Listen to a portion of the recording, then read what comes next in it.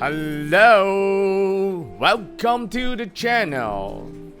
This video is gonna to talk about 6 idioms that help you to be more expressive in English speaking. Let's get started. Idioms number 1. Keep it under your hat. When we say, hey, come on, I'm gonna to tell you a secret. But bear in mind, keep it under your hat. So what's the meaning of keep it under your hat? Obviously, somebody wants you to keep this secret yourself. Let's take a look at the example.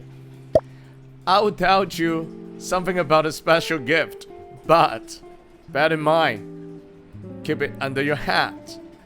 Alright, then we move to idiom number 2. Jump the gun. A few days ago, a friend of mine told me she's gonna get married. I said, what? You just know the boys for a couple of days. Is it a bit jump the gun? You can guess the meaning of jumping the gun is doing something a little bit too early. Let's take a look at the example. Isn't it jumping the gun to get married before you know each other a little bit deeper? Yes. Whenever you try to say something is too early to happen, you could say, hey, it's a bit jumping the gun. Alright, then we move on to idiom number 3. Taking candy from baby. For example, if you ask Uncle Stanley to read a storybook for you, obviously it's easy for me, then I could say, wow, surely yes, it's like taking candies from a baby. So, taking candy from baby means something pretty easy. For example, doing this exercise is like taking candy from a baby.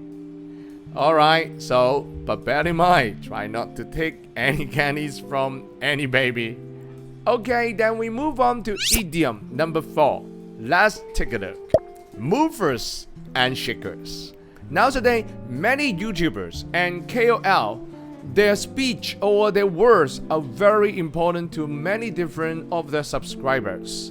So, these sort of important people, we could call them movers and shakers. Let's take a look at the example.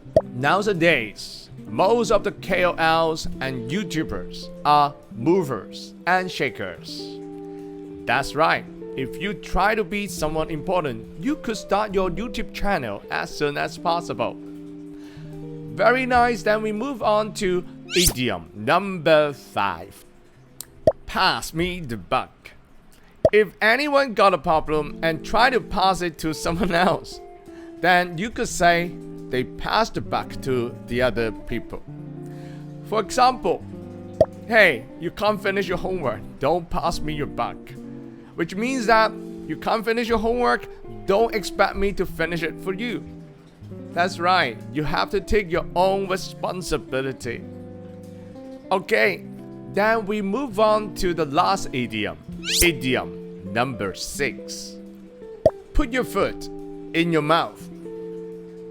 In the story Real Still, Beatty asked Charlie to leave her house. Actually, she doesn't really mean it. So the other day she felt sorry about it and she tried to call Charlie to come back, but it's too late. So we could say she puts her foot in her mouth. Let's take a look at the example. Beatty put her foot in her mouth by asking Charlie to leave. Very nice. That's all for today. See you next time. Goodbye.